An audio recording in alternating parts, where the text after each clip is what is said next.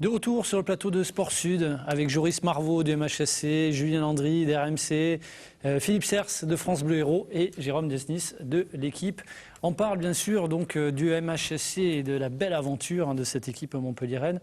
Qu'est-ce qui a changé par rapport à la saison dernière dans la façon de jouer?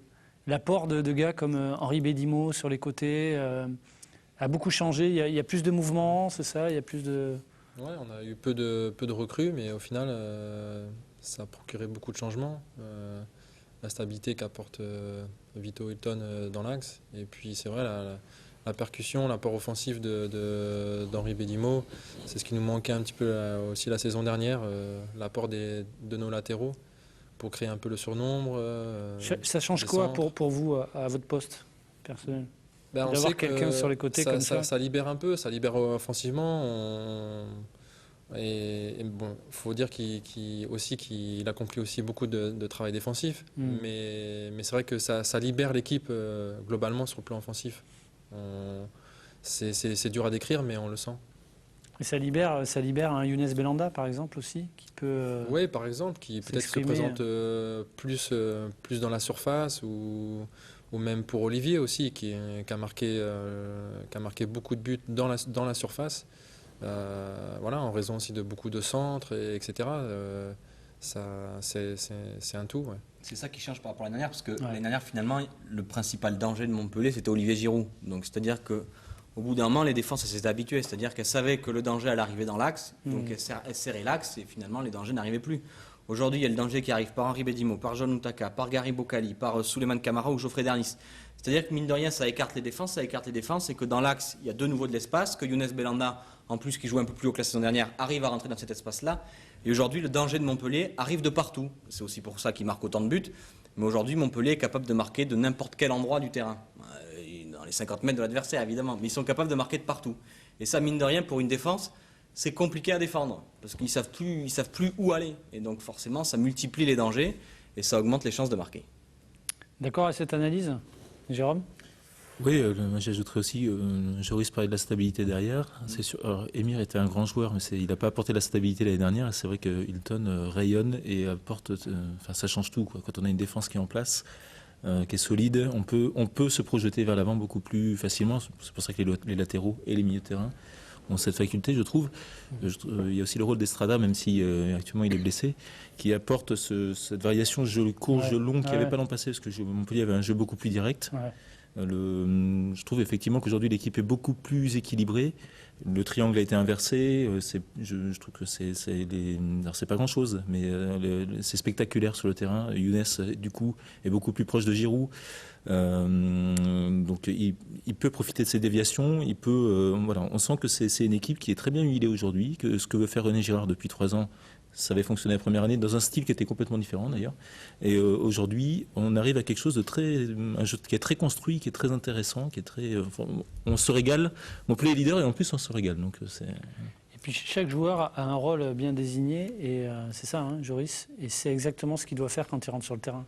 On a une base. Ce qui n'est pas le cas de toutes les équipes. Ouais, non, on a une base défensive. On a quelques petits trucs à nous, c'est vrai. Après, au milieu, c'est vrai qu'on a des profils complètement différents. On est assez polyvalent. Marco a son style, Jamel a le sien. Et au final, ça fait un bon amalgame. Et bon, voilà, on en profite. Et notamment le profil de Bédimo avec Jeune-Champ. Là aussi, en fonction de l'adversaire, on peut s'adapter.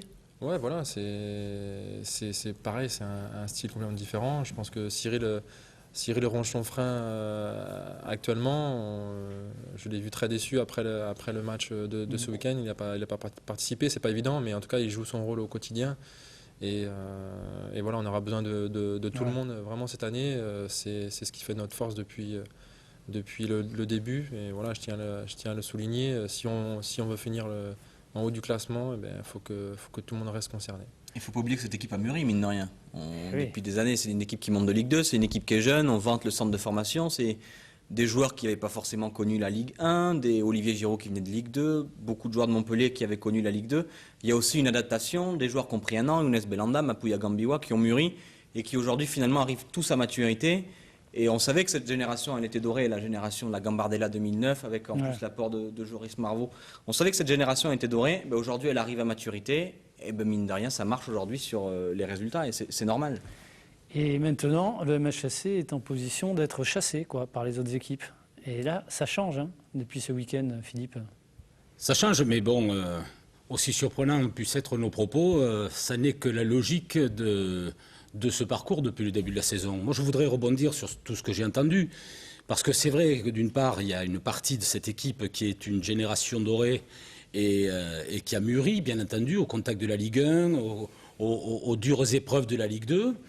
De notre côté, je fais partie de ceux qui éveilleront leur mémoire en rappelant que cette génération-là a eu la chance que n'a pas eu la précédente, c'est-à-dire que celle-là est arrivée dans le 11 de départ à dose homéopathique, alors que la précédente avait été jetée à 100% en Ligue 2 avec le projet de remonter de suite, ce qui, permettez-moi l'expression un peu triviale, l'a cramé.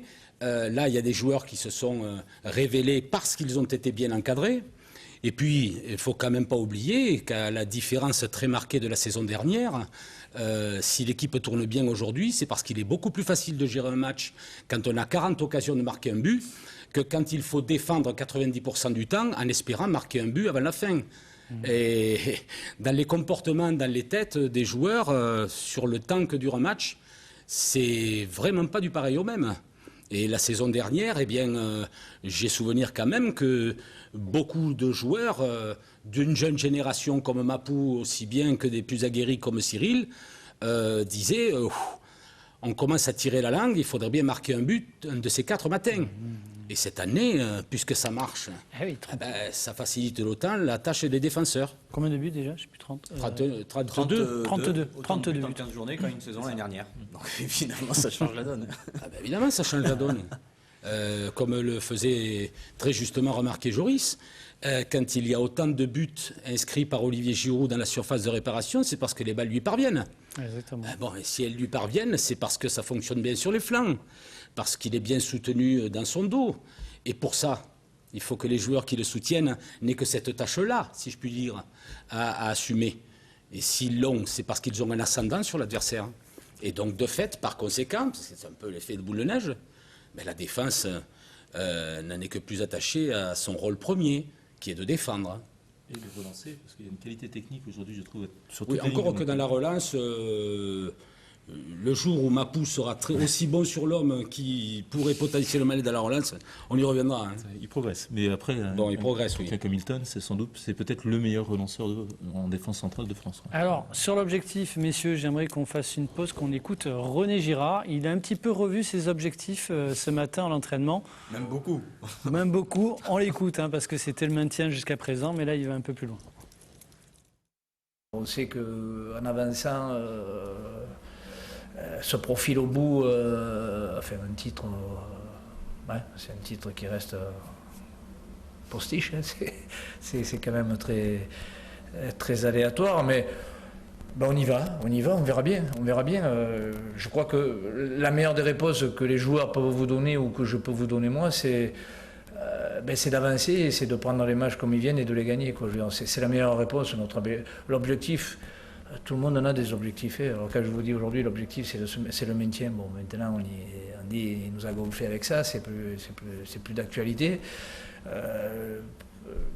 L'objectif, sincèrement, n'est pas d'être champion de France. Aujourd'hui, je dirais que de finir dans les 5, je pense que de décrocher une place européenne sera quelque chose de vraiment très bien. Mais Joris, donc finir dans les 5, c'est un objectif raisonnable pour vous permettre de ne pas trop vous enflammer aussi. C'est intelligent ce qu'il dit René là? Ouais, c'est raisonnable au vu de nos performances. Et puis c'est notre 3e saison. On a auparavant toujours été très très méfiants dans ce qu'on disait. Du fait de notre peu d'expérience en Ligue 1, c'est vrai qu'on a toujours tendance à dire non, c'est le maintien. Aujourd'hui, essayons d'être un peu plus ambitieux et puis justement d'essayer d'assumer. C'est comme ça aussi que peut-être que ça va aussi nous faire franchir un cap, grandir, franchir un cap, gérer. Parce que 5e, vous l'avez déjà fait. Comme ça. Vous On l'avez l'a fait en étant une surprise, en avançant un peu caché, en laissant la pression aux autres. Voilà, si ça peut nous faire grandir un peu, assumer un rôle Mais vous avez besoin de ça, d'avoir un peu plus d'ambition, non? Justement, vous l'avez dit, peut-être, pour parce qu'on est franchir un cap. on est dans un club où il n'y a pas une grosse pression, mis à part celle que nous met le président. On est dans un club relativement calme, donc pourquoi pas se mettre nous-mêmes une pression positive. Voilà. Mais le président, vous dites, il nous met la pression, c'est-à-dire Il nous l'a mise en début de saison Ouais. par rapport au résultat final de l'année dernière. Voilà, il nous a clairement dit qu'il n'accepterait pas une saison comme il a vécu une fin de saison. une Ouais. fin de saison plutôt, Ouais. voilà, comme il l'a vécu l'année dernière. Et c'est bien rentré dans nos têtes et on n'a surtout pas envie de le décevoir. Alors justement, quel danger peut-être éventuellement pour le MHSC, Jérôme? Est-ce que le spectre de la saison dernière... Non, ça, j'y crois pas une Non. seconde. Enfin, c'est vrai qu'il n'y a plus la Coupe de la Ligue, il n'y a plus... ouais, et puis, il y a la Coupe de France il y a la encore, Coupe de mais France, Mais quand l'an passé, c'est Montpellier qui a perdu le fil pour plein de raisons. À mon avis, une des raisons, c'est que Spajic, qui était un des leaders du vestiaire, ça a fait exploser pas mal de choses au sein du vestiaire et personne n'a réussi à se rattraper aux branches.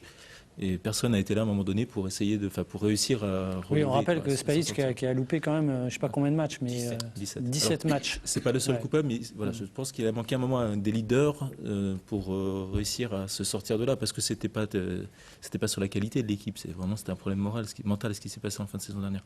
Aujourd'hui, je pense que Montpellier est à l'abri de ça. Après, il va falloir apprendre à gérer la pression. Comme le disait Joris, c'est quelque chose de nouveau. Avoir Lyon, Paris, Marseille, toutes les grosses équipes au basque, c'est pas la même chose que de se retrouver être pourchassé, c'est différent que d'être dans le rouge. Ouais, c'est un petit peu comme en athlétisme, le lièvre qui court et qui C'est fait ça. le travail pour les Et autres. On sait exactement comment vont se comporter les grandes équipes comme Paris, Lyon ou Marseille. Ça va être beaucoup d'intox. On a C'est déjà ça, vu ça va Paris être la qui ont pression, dit ouais. on aimerait bien acheter Younes Belhanda. Jean-Michel Aulas l'avait dit en début de saison. Il va y avoir beaucoup d'intox pendant ce mois de janvier, là, ce mercato, avec en plus la CAN à gérer. Et je pense qu'il va y avoir beaucoup d'appels des pieds des grands clubs de Ligue 1, comme on dit. Je pense que Lille va relancer Mapouya Mais là, Gambiwa, ça Paris va relancer Younes Belhanda. Ouais. Ça va faire beaucoup de bruit. Et c'est là où il faut que les joueurs... Parce que René, il disait tout à l'heure que ça avait déjà commencé. Hein. Non, mais ça c'est sûr, et il va y avoir une grande partie d'intox. Et les clubs, ils savent qu'aujourd'hui, concurrencer D'intox ou pas, Montpellier d'ailleurs. sur la pelouse, c'est compliqué. Alors ils vont essayer de mettre le feu dans les coulisses, en espérant que le feu dans les coulisses mette le feu sur la pelouse. Il n'y aura pas que de l'intox, c'est normal Non. aussi que ces joueurs qui sont en train de montrer Bien des sûr. choses sur les terrains soient sollicités, et ça, il va falloir le gérer aussi, quoi. C'est quelque chose de nouveau, je pense, pour beaucoup de monde. Moi, je ne pense pas qu'il puisse se produire après la trêve hivernale ce qu'il s'est produit la saison dernière à pareille époque. Je ne pense pas pour une raison simple, parce que dans le cas du club de Montpellier, sa dimension, son statut, on peut véritablement parler d'aventure humaine, d'aventure collective. Marseille, Paris, c'est une véritable industrie. Et on peut changer de ce genre de club comme on change de chemise. Par contre, à Montpellier, on va parler de cycle. Cette belle histoire, elle va se finir un jour ou l'autre. Parce que les plus grands talents, les talents les plus marquants vont quitter le club pour aspirer à un avenir plus important, monter d'un cran. D'autres vont descendre. Vous voyez, donc c'est pas un club qui va exploser par les sollicitations, mais à un moment donné, comme toute belle histoire, elle va connaître une fin. Et je pense que j'ose espérer, j'ai la naïveté de penser que cette belle aventure démarrée depuis le mois d'août, ils ont tous à cœur, dans l'effectif de René Girard, tous à leur niveau et à l'importance du rôle qu'ils jouent. Je pense qu'ils ont tous à cœur de la mener à bout et de la mener au mieux. Donc tout me laisse penser que ça va aller au bout, et bien. Surtout que c'est un vestiaire Ok. qui vit bien, enfin, je pense que Joris peut le Oui, en parler. mais justement, on va faire une petite pause et puis on en parlera à Joris au retour de la publicité. À tout de suite.